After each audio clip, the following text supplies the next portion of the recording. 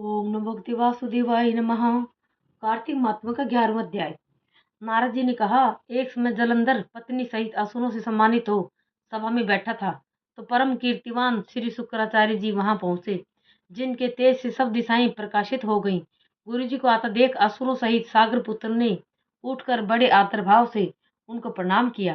तेजस्वी शुक्राचार्य जी ने सबको आशीर्वाद दिया। फिर एक आसन पर बैठकर सभी दैत्य यथा स्थान पर बैठ गए और सागर पुत्र ने नम्रता से यह प्रश्न किया, हे गुरुजी, राहु का सिर किसने काटा था? आप में यह बतलाएं।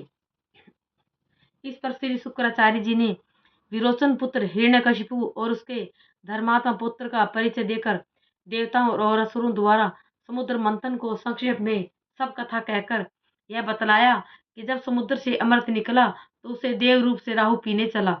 इस पर इंद्र के पक्षपाती भगवान विष्णु ने राहु का सिर काट डाला। यह सुनने के साथ ही जलंधर के नेत्र लाल हो गए। उसने बड़ा क्रोध किया।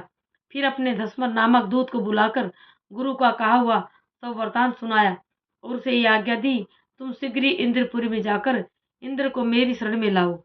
धस्मर जलंधर का बड़ा निपुण दूत था।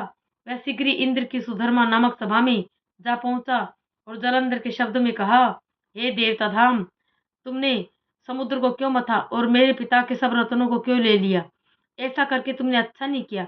यदि तू अपना भला चाहता है तो उन सब रत्नों सहित देवताओं के साथ मेरी शरण में आ जाओ, अन्यथा हे सुराधम, मैं सत्य कहता हूँ कि तेरा राज्य ध्वंस हो जाएगा। इस पर इंद्र बहुत ही विस्मित हुआ और कहने लगा, पहले सागर ने मेरे भय से सब पर्वतों को अपने कुक्ष में क्यों स्थान दिया और मेरे शत्रु दैत्यों की क्यों रक्षा की? इसी कारण मैंने उनके सब रत्न हरण किए हैं। मैं भी सत्य कहता हूँ कि मेरा द्रोही सुखी नहीं रह सकता। इंद्र की बात सुनकर वह दूत शीघ्र ही जलंधर के पास आया और सब बातें उसे कह सुनाई, जिन्हें सुनते ही वह दैत्य मारे क्रोध के अपने होंठ काटने लगा और देवताओं को जीतने के लिए उसने उद्योग आरंभ किया। फिर तो सब दिशाओं तथा पाताल से करोड़ों दैत्य उसके पास पहुंच गए। शुंभ निशुंभ से सेनापतियों को साथ लेकर जलंधर इंद्र से युद्ध करने लगा। शीघ्र ही इंद्र के नंदन वन में उसने अपनी विशाल सेना उतार दी। वीरों की शंख ध्वनि और घोर गर्जन से इंद्रपुरी गूंज उठी। अमरावती छोड़ देवता उनसे युद्ध करने चले। भयानक मारकाट हुई। दोनों पक्षों के आचार्य अपने अपने मर्तकों को जिलाने लगे। असुरों के आचार्य गुरु शुक्र अपनी मर्त संजीवनी विद्या से और देव गुरु बृहस्पति द्रोणागिरी से और औषधि लाकर मुर्दों को जिलाते रहे। इस पर जलंधर ने अपने गुरु शुक्राचार्य जी से क्रुद्ध होकर कहा, मेरे हाथ से मरे हुए देवता जी कैसे जाते हैं? जिलाने वाली विद्या तो सब आपके पास ही है, फिर यह क्या बात है? इस पर श्री शुक्राचार्य जी ने देवगुरु श्री बृहस्पति जी द्वारा द्रोणागिरी से और औषधि लाकर देवताओं के जिलाने की बात कह दी। यह सुनकर जलंधर और भी क्रुद्ध हो गया।